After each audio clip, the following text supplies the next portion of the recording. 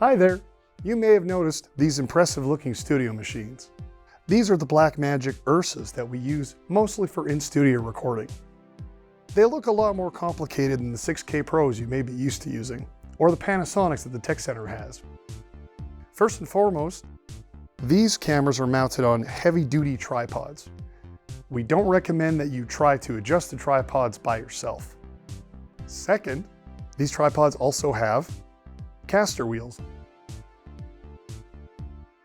So one of the most important lessons we have to learn first is how to move, lock, and adjust the tripods safely. Let's have a look at the wheels. There are two types of locks here. There's the lock that moves vertically over the wheel. That stops the wheel from turning. Second, there's the caster locks that drop side to side. If that lock is upright, the casters will be able to move. If it's to either side, the casters will be locked straight.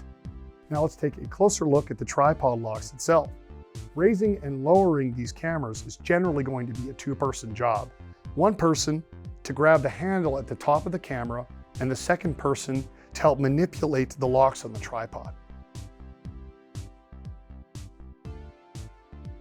Like many tripods, there's two tiers of height. For filming someone like me, you can bring it all the way up to here. For filming someone sitting down, you can drop it all the way down to here. There are two tiers of locks, one on the very bottom and one in the middle. Again, you'll want somebody holding the weight of the camera while the other person undoes the locks. Then together, you can raise or lower the camera to the desired height, and then re-engage the tripod locks. This maneuver is especially tricky on camera 1, which is equipped with a teleprompter. The teleprompter adds a significant amount of weight and balances the entire rig forward.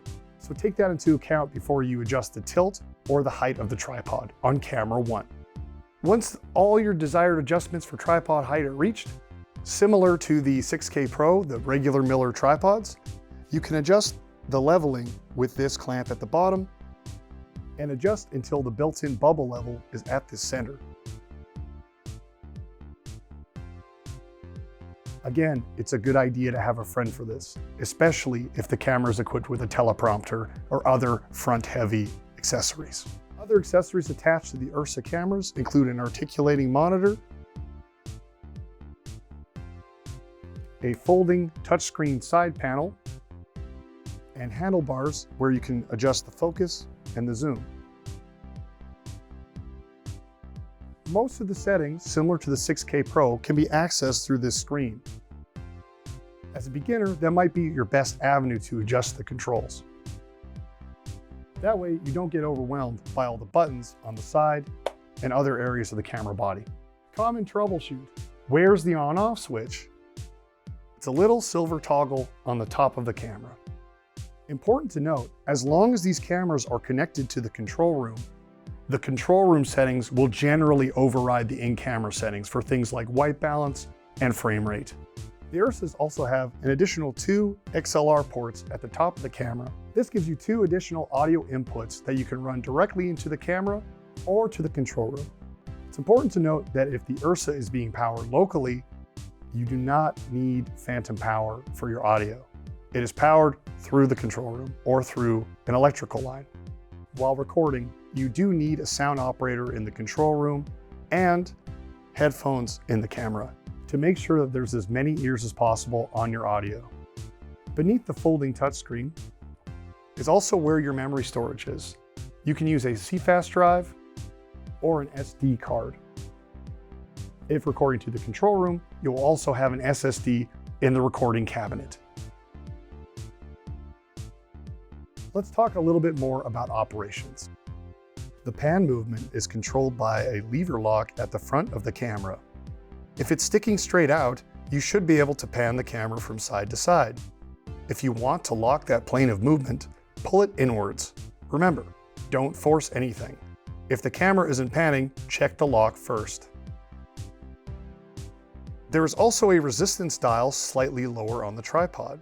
Setting it to a lower number creates a lower resistance, and a higher number is, well, higher resistance.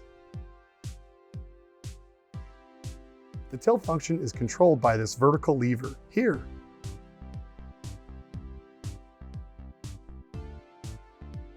Remember to hold the top handle of the camera when adjusting the tilt to maintain control of the equipment. Alternately, you can hold onto the handlebars. That's all well and good, but how do you focus and zoom on a camera like this? Well, twisting the left handlebar control dictates the focus. Look at the monitor to confirm whether or not your subject is in fact in focus. If you have focus assist on, anything in focus is highlighted in red. See? To operate the zoom, toggle your thumb against the controls on the right handlebar. You can also set the speed of the zoom with the dial on the same control. Once your subject is framed up, feel free to lock everything down.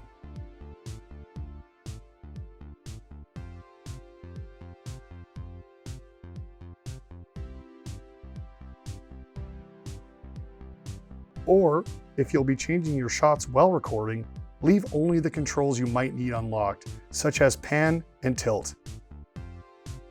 There are very few reasons to unlock the wheels while shooting in the studio, and no reasons to leave the tripod unlocked.